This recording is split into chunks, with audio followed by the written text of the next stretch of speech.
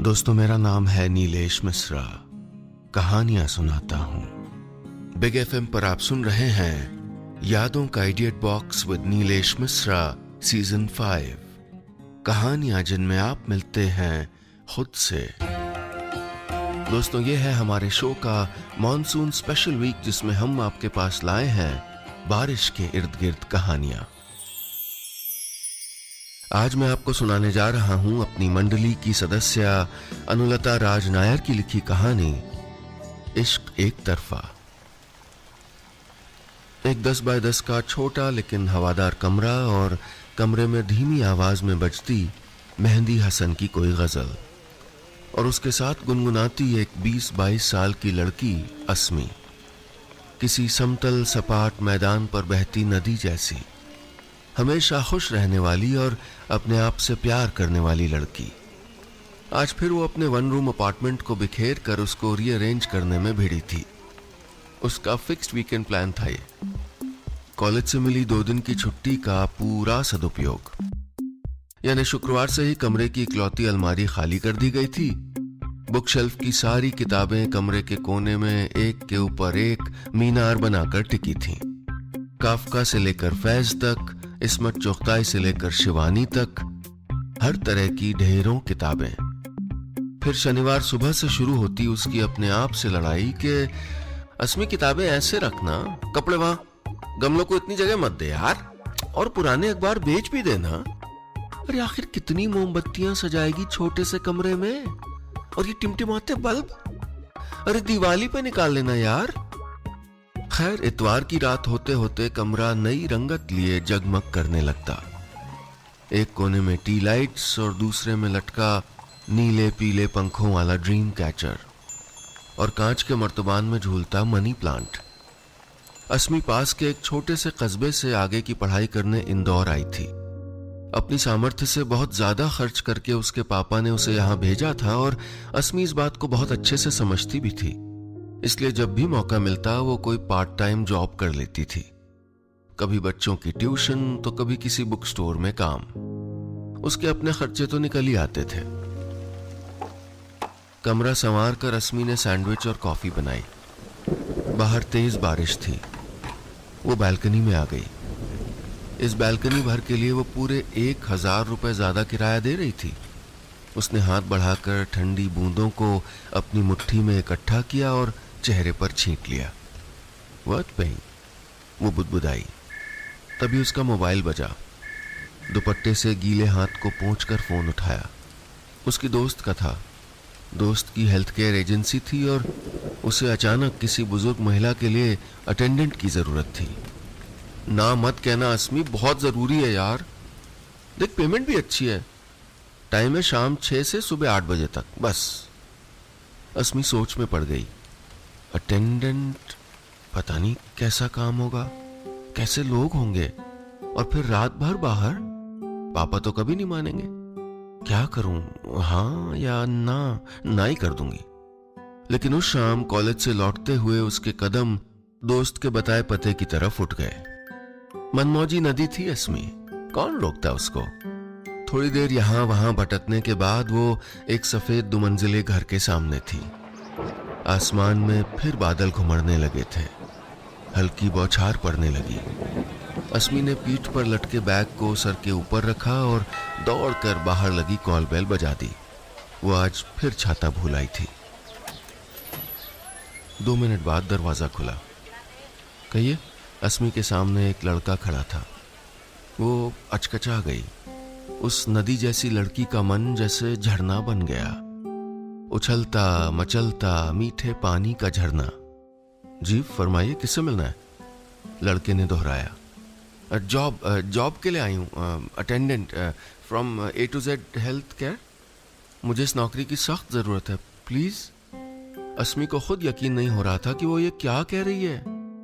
उसके मन की तरह शब्द भी जबान से बस फिसलते चले गए। बारिश तेज होती जा रही थी। अस्मी उस अनजान घर के बाहर खड़ी भीग रही थी, और चौखट के उस पार घर के अंदर खड़ा लड़का उससे सवाल जवाब कर रहा था। नाम क्या है? A to Z health care. Asmi उसके दाएं गाल पर बनते बिगड़ते गड्ढे को देखते हुए बोली, तुम्हारा तुम्हारा नाम क्या है? लड़का जरा सा खींचा। ओह, अस्मी। वो चेहरे पर जमा बूंदों को हथेली के पिछले हिस्से से पोंछने लगी। क्या करती हो? रात भर यहाँ रह पाओगी? दादी माँ की देखभाल करनी है। परसों गिर पड़ी थी आंगन में। मेरी पोस्टिंग बाहर है। पानी के साथ सवालों की बौछार में अस्मी वहीं खड़ी भीगती रह जाती कि अंदर से किसी के बुलाने की आवाज आई। लड़का बात बीच में रोक कर तेजी से पलट कर अंदर गया तो अस्मी भी उसके पीछे पीछे चली आई। कौन है क्षितिज? लिविंग रूम के दीवान पर पैरों में प्लास्टर बांधे लेटी हुई उसकी दादी ने सर उठाकर पूछा। तो क्षितिज नाम है इसका। अस्मी ऐसे मुस्कुराई जैसे किसी बड़े राज से पर्दाफाश हुआ हो। लड़के ने अपनी दादी की नीचे गिरी वॉकिंग स्टिक उठाकर उनके सरहाने से टिका दी और बोला, आप अकेले उठने की कोशिश मत किया करिए दादी, प्लीज। उसके लहजे में हल्की नाराजगी उतर आई थी। दादी ने उसकी बात को अनसुना किया और बोली, ये कौन है? क्षितिज अस्मी की तरफ पलटा। ओ हाँ दादी, ये वो अस्मी का मुंह देखने लगा। अस्मी ने हिचकते हुए 2 कदम आगे बढ़ाए और बोली, मैं अस्मी, आपकी अटेंडेंट, हेल्थ केयर एजेंसी से। दादी ने बड़े ध्यान से उसकी तरफ देखा। गेहुआ रंग, छोटे छोटे बेतरतीब बाल, तीखी नाक और लंबी पतली उंगलियां। आर्टिस्टिक हैंड्स, दादी बुदबुदाई। दादी, यू नीड हेल्पिंग हैंड्स, क्षितिज ने टोका।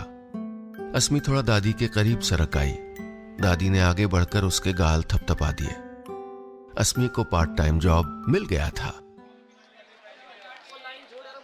अगली शाम अपने कॉलेज के बैग के अलावा एक और छोटा बैग लिए अस्मी क्षितिज के घर पहुंच गई।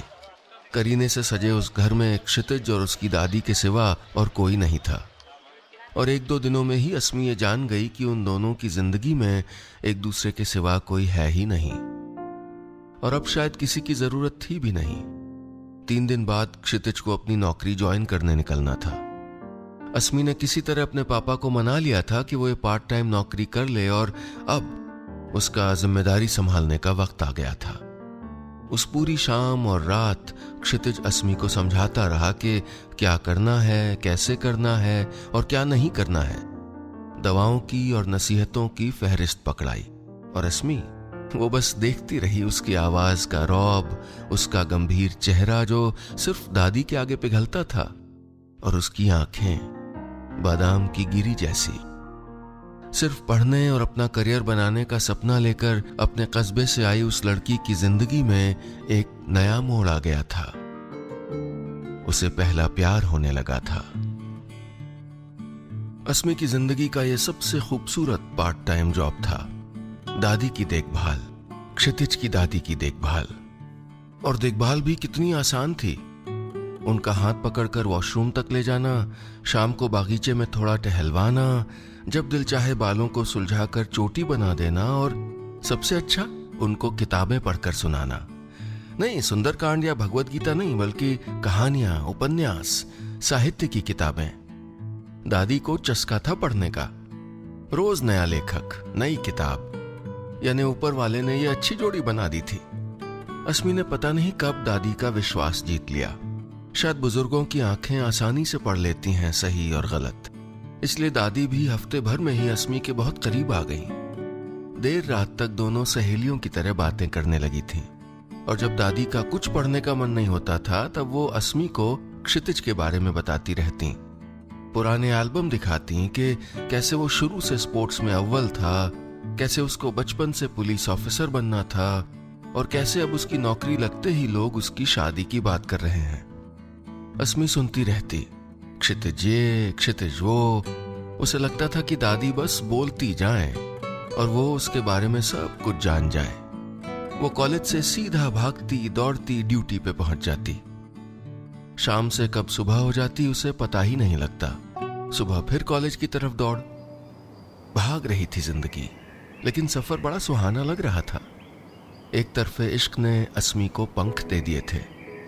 अब दूसरा वीकेंड आने वाला था। शनिवार सुबह क्षितिज आएगा तो तू अपने घर चली जाना, हाँ, थोड़ा आराम कर लेना। दादी ने अस्मी के बाल से हिलाकर कहा तो अस्मी को लगा कि कह दे, नहीं करना मुझे आराम, नहीं जाना है घर, पर कह नहीं सकी और सुस्त सी आवाज में जवाब दिया, ठीक है दादी। रात को दादी की दवाओं की आखिरी डोज देकर अस्मी उनके सिरहाने बैठ गई। दादी बताइए आज क्या पढ़े? आज ना तू मनोहर श्याम जोशी का कसब पढ़ और सुन, शुरू से नहीं, देख बुक मार्क लगा होगा कहीं, बस वही पढ़ना पढ़ना। दादी रोमांटिक नॉवेल? अस्मी ने उनकी तरफ देखकर आंखें मटकाई और बुक शेल्फ से किताब निकाल के ले आई। अस्मी पढ़ने लगी। कहानी की नायिका बेबी और नायक डीडी की प्रेम कहानी। वो पहले भी कई बार पढ़ चुकी थी, लेकिन इस बार वो कुछ अलग महसूस कर रही थी। उसकी आवाज धीमी होने लगी तो दादी ने चपत लगाई, अरे लड़की जोर से पढ़, जरा ऊंचा सुनती हूं आजकल। अस्मी जोर से पढ़ने लगी।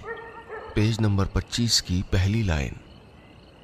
और उसे लगा प्यार एक उदास चीज है और बहुत प्यारी सी चीज है उदासी। ये उदासी की क्या बातें हो रही हैं? अचानक क्षितिज की आवाज से अस्मी चौंक कर सीधी होकर बैठ गई। उसके हाथ से किताब नीचे गिर गई, लेकिन फिल्मों की तरह क्षितिज ने उसे झुककर उठाया नहीं। अरे तू कब आ गया?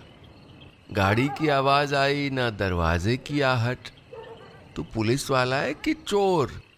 दादी ने हंसते हुए क्षितिज को गले से लगा लिया। अस्मी ध्यान से उसे देख रही थी और वो अपनी दादी के झुर्रीदार गालों को चूम कर, उनकी हथेलियां सहलाकर पता नहीं क्या क्या कहे जा रहा था। परफेक्ट, अस्मी मन ही मन बुदबुदाई। उसके मन में फूटे नए नए प्यार के अंकुर में हरे हरे पत्ते निकल आए थे। लेकिन क्षितिज, वो तो बेखबर था और अस्मी जानती भी नहीं थी कि उसको कभी खबर होगी भी या नहीं। अस्मी के घर में आज शांति थी। न जाने कितने दिनों बाद इस वीकेंड न गजलें बजी, न उसका रूम अरेंज करने का मन हुआ और न पौधों की गुड़ाई की। किताबें भी अपनी शेल्फ में पड़ी हुई उसके दुलार को तरसती रहीं। अस्मी कसमसाती रही कि काश वो क्षितिज के होते हुए वहां रह पाती। काश दादी से और किस्से सुनती, उनके बचपन के, कैसे क्षितिज के माँ बाप की एक्सीडेंट में मौत के बाद दादी पोता दोनों ने एक दूसरे के आंसू पोंछे, कैसे वो जिंदगी को दोबारा रास्ते पर लाए। काश वो दादी के साथ क्षितिज को भी अपने बारे में कुछ बता पाती कि किस तरह जमीन बेच के उसे पापा ने यहां पढ़ने भेजा है और वो अपने सारे शौक मार कर हमेशा बस किताबें खरीदा करती है, या कि उसे गजलें सुनना कितना पसंद है। प्यार भी ना बड़ा डिमांडिंग होता है, बहुत सारी मांगें करता है। किसी शायर ने कहा है कि नहीं निगाह में मंजिल तो जुस्तजू ही सही, नहीं विसाल मयस्सर तो आरजू ही सही। सोमवार की शाम जब अस्मी वापस ड्यूटी पर यानी क्षितिज के घर पहुंची तो वहां नीम शांति थी। न बाहर सरकारी गाड़ी खड़ी थी, न भीतर क्षितिज था, बस तेज बारिश थी। दादी अपने सरहाने कुछ किताबें इकट्ठा किए हुए उसका इंतजार कर रही थीं। अस्मी यहां वहां नजरें घुमाकर देखने लगी, शायद क्षितिज दिख जाए या कोई सबूत कि कल वो यहां था। आओ अस्मी, आज देर कर दी। दादी ने अस्मी को अपने बगल में बैठने का इशारा किया। सॉरी दादी, बारिश तेज थी, मैं आपके बालों में तेल लगाऊं? अस्मी ने लाड़ जताया। दादी हंस दी और उसके हाथ में एक नई किताब पकड़ा दी, नया बुकमार्क। अस्मी पढ़ने लगी, निर्मल वर्मा की लवर्स का एक हिस्सा। उसे ठीक समय पर आना अच्छा लगता है, न कुछ पहले न कुछ बाद में, इसलिए मैं अक्सर ठीक समय से पहले आ जाता हूं। मुझे प्रतीक्षा करना, देर तक प्रतीक्षा करते रहना अच्छा लगता है। अस्मी का गला रुंधने लगा। बेचारी लड़की वाकई इश्क में थी, क्योंकि ऐसे में हर बात दिल में गहरे उतरती है, चुभती है, बातों में छिपे हुए अर्थ नजर आने लगते हैं। और फिर यहां तो इंतजार का जिक्र था। कमरे की चुप्पी दादी के मोबाइल की तेज रिंग से टूटी। अस्मी ने देखा दादी की आंख लग गई है हल्के खर्राटों की आवाज आने लगी थी। उसने लपक कर फोन उठा लिया। वो कुछ कहती उससे पहले ही वहां से आवाज आई, हेलो। अस्मी को लगा जैसे उसका इंतजार खत्म हुआ। 2.5 अक्षर प्रेम के की तरह ये 2.5 अक्षर उसको भीतर तक गुदगुदा गए। दादी कहाँ है? अस्मी ने कहा, वो सो गई। जगाऊं? नहीं, उनसे कहना मैं कल आ रहा हूं, पूरे हफ्ते वही हूं, ट्रेनिंग है। और फोन डिस्कनेक्ट हो गया। हम वही सपने देखते हैं जिनकी ख्वाहिश होती है। तितलियों को रंगों के या पंछियों को उड़ान के सपने शायद ही आते होंगे। उस रोज अस्मी ने सारी रात क्षितिज को सपनों में देखा। अगले दिन अस्मी की नींद देर से खुली। खिड़की से बाहर देखा तो तेज बारिश थी। अच्छा शगुन है, अस्मी को माँ का कहा याद आया। उनके हिसाब से बारिश एक शुभ संकेत होती है, अ ब्लेसिंग फ्रॉम अबव। अस्मी उठकर दादी के पास पहुंच गई। वो खानसामे को क्षितिज की पसंद के पकवान बनाने का आदेश दे रही थी, यानी उसने दादी को सुबह फोन कर दिया होगा। अस्मी ने कॉलेज जाने का प्लान रद्द कर दिया। वजह इश्क नहीं, बारिश, ऐसा उसने दादी को समझाया। बादल भी कितनी तेज गरज रहे थे। अस्मी की यहां यानी दादी के अटेंडेंट के तौर पर 12 घंटे की ड्यूटी थी, शाम से सुबह तक। लेकिन आज अस्मी ओवर टाइम के मूड में थी। दोपहर को ठीक 12 बजे क्षितिज घर पहुंच गया। कड़क क्रीज वाली खाकी यूनिफॉर्म और कंधों पर चमचमाते सितारे, लेकिन उनकी चमक अस्मी की आंखों में चमकते तारों के आगे फीकी ही रही। बस गम इस बात का था कि क्षितिज अनजान था। अगर जानता तो ये ना कहता कि अगर तुम बारिश की वजह से यहाँ रुकी हो तो तुमको ड्राइवर छोड़ आएगा। खैर, अगला एक सप्ताह अस्मी की जिंदगी में ऐसे आया जैसे दिसंबर के महीने में गुलाब, मानो इसे आना ही था। दादी उसके और क्षितिज के बीच एक पुल थी। रात को अस्मी कहानियां पढ़ती तो क्षितिज भी अपने लैपटॉप पर काम करता हुआ सुनता रहता। कभी किसी वाक्य पर उसकी तरफ देख भी लेता। हाँ, वो कहता बहुत कम था, फिर भी उसका पूछा एक सवाल, पोस्ट ग्रेजुएशन के बाद तुम्हारे क्या प्लान्स हैं? अस्मी के पेट में अब तक तितलियां बनकर फड़फड़ा रहा था। अस्मी के एक तरफा इश्क ने उसको बावरा बना दिया था। वो सुबह अखबार में खुद से पहले क्षितिज का राशिफल पढ़ती और उसको चाय पकड़ाते हुए यूं ही पूछ लेती, तुम्हारा पसंदीदा रंग कौन सा है? उसका पसंदीदा रंग नीला था और अस्मी अपना वार्डरोब पूरा का पूरा नीला कर देना चाहती थी। कभी आते जाते उसको अनजाने ही छू जाना अस्मी की अब तक की सबसे गाढ़ी कमाई थी। 7 दिन बीत गए। क्षितिज के जाने का वक्त करीब आ रहा था। ट्रेनिंग के आखिरी दिन वो जाते जाते दादी से कह गया कि आज शाम को एक मेहमान आएगा। दादी, खानसामे को जरा टाइट कर देना, बल्कि आप ही मेन्यू डिसाइड कर लेना ना प्लीज। अस्मी कॉलेज की तैयारी करते हुए सुन रही थी। कौन होगा मेहमान? जरूर कोई थानेदारनी होगी। मुझे क्या। शाम को अस्मी कॉलेज से लौटी तो पूरी भीग चुकी थी। छाता आज फिर भूल गई थी। वो दरवाजे पर रुकी, अपना दुपट्टा निचोड़ने लगी, चप्पल वहीं उतार कर दीवार से टिका दी। क्षितिज की आवाज बाहर तक आ रही थी। इतनी जोर से हंसता है, पहले तो नहीं सुना। आने वाला मेहमान जरूर कोई कॉमेडियन होगा। अस्मी जलती भुनती हुई अंदर पहुंची तो उसकी नजर सामने बैठे मेहमान पर पड़ी, जो क्षितिज के चेहरे पर छाई खुशी की वजह थी। धानी रंग की साड़ी पहने, कानों में रंग बिरंगे मोतियों वाले झुमके। कौन है ये? अस्मी वहीं खड़ी रह गई। किसी और का खूबसूरत होना उसे इससे पहले कभी इतना नहीं खला था। अस्मी, वहां क्यों खड़ी है? दादी की आवाज सुनकर अस्मी उनके करीब चली गई। दादी ने उसका परिचय कराया। ये अस्मी है, मेरी तीमारदारी के लिए आई थी, लेकिन अब हमारे घर का हिस्सा बन गई है। कहानियां सुनाती है मुझको। और अस्मी, ये है क्षितिज की कॉलीग प्रिया, दोनों साथ में पोस्टेड हैं। हेलो। अस्मी ने हल्का सा सर हिलाया। पुलिस ऑफिसर की दोस्त, पुलिस ऑफिसर। अस्मी के भीतर कुछ जलकर खाक हो गया था। अपना वजूद उसे बहुत छोटा दिखाई दे रहा था। उसका मन किया कि वहां से भाग जाए। वाकई कहां क्षितिज और उसकी ये कॉलीग, और कहां मैं। अस्मी बुदबुदाई, इतनी तेज कि पास कोई खड़ा होता तो शायद सुन लेता। कमरे में लॉ एंड ऑर्डर की बातें होने लगी, पुराने दिनों की बातें। अस्मी उदास होने लगी।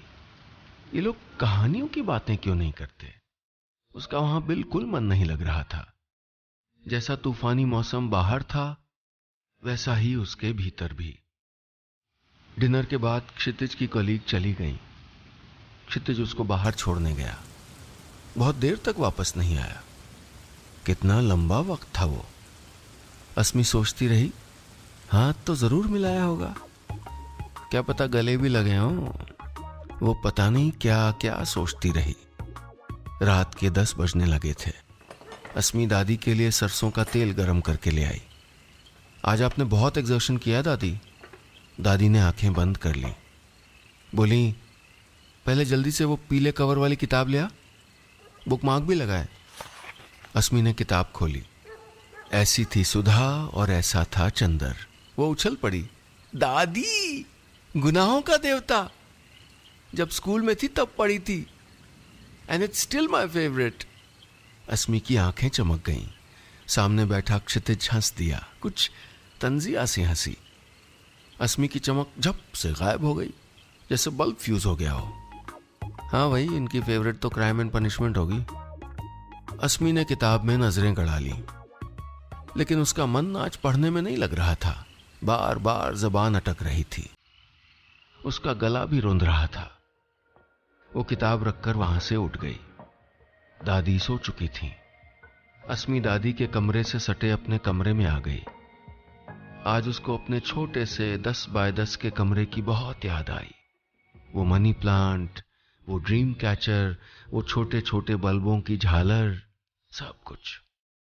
बस अब कल से नहीं आऊंगी, उसने मन ही मन तय कर लिया। मुश्किल था अब यहां रह पाना। बाहर लिविंग रूम से बुक शेल्फ खंगालने की आवाज आ रही थी। क्षितिज भी सोया नहीं था। वो शायद अपनी पसंद की कोई किताब खोज रहा था।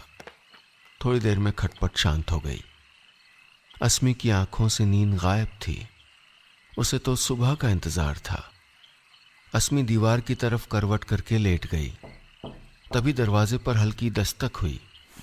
वो पलटी तो क्षितिज खड़ा था। उसके हाथ में एक किताब थी। अस्मी उठकर बैठ गई। वो उसके पास बैठ गया, एकदम पास, और किताब उसके हाथ में पकड़ा दी। बुकमार्क लगा था।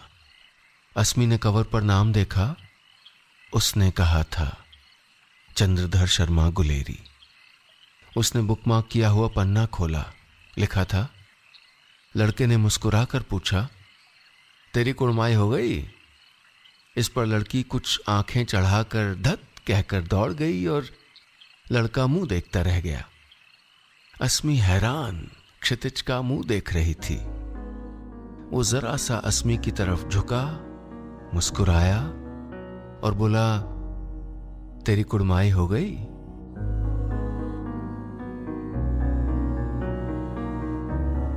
बस इतनी सी थी ये कहानी।